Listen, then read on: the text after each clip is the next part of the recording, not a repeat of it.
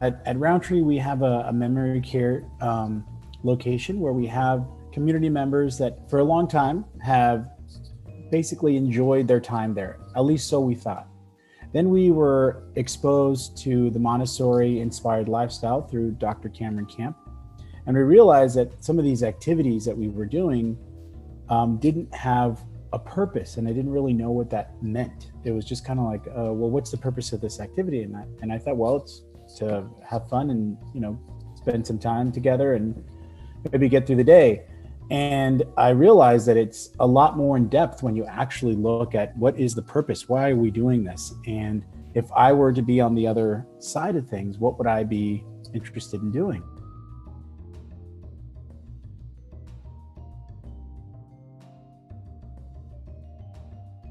So I remember that soon after we went through the training, we were getting a donation of flowers. And these flowers were being donated by a local supermarket at Trader Joe's. So they would donate these flowers and they would just kind of put them on the table, and people would either make an arrangement or do something with the flowers. Well, once we had the training, we decided to say, well, what would you think? We asked the community members there, what would you think if we made flower arrangements for our table settings so that when we eat for lunch or dinner, we'll have a nice vase with flower arrangement. Well, it turns out that was the missing link. Once that was put together as the purpose of this activity, there was so much excitement. Everybody would gather around. The bouquets were much more attractive. It seemed like there was more energy and focus on making it look nice. And then during the meals, everyone would have a reminder of what they accomplished, what they did. And the dining room looked a lot more attractive with all these flowers, and they were all made by the community members.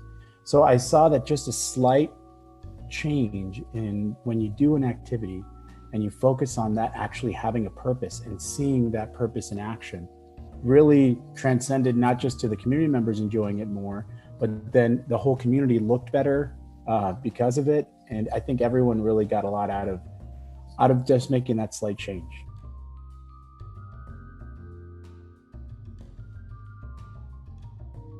The community members that took part in it were more detail oriented. I noticed when they were cutting the thorns off or cutting the stems, putting it together, they would spend more time on arranging the flower than before. And I think before it was just kind of putting it together and having some completed things. But once there was some sort of pride that this is going to be displayed and I had a part in it, there was just more time invested by each community member. And at the end of the day, they were always smiling. They were smiling throughout the entire activity, but then at the end of it, they were really happy presenting this beautiful arrangement that they did. So what I did notice was pride. I noticed a change in the amount of detail, a change in the amount of time invested in doing it, and an overall reminder as they were going to the dining room that was part of what they did. And they wanted to sit at the table where their arrangement was displayed. And they do it every week now. So I think it's every Wednesday, as long as there's flowers to be donated, that they receive the donations, and so there's flowers always in GMC. It's really nice.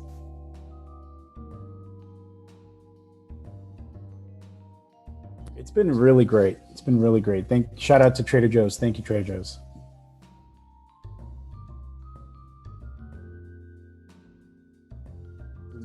It's amazing to see all the wonderful things that come with just a little change in the approach, a little bit of change in the involvement and participation and in purpose. I mean, if you don't have a purpose, you're just folding towels to fold towels. I can't imagine it really being productive at all in your life. But once it has purpose, you're able to display it, you're showing pride, you feel proud of it. I think it makes all the difference.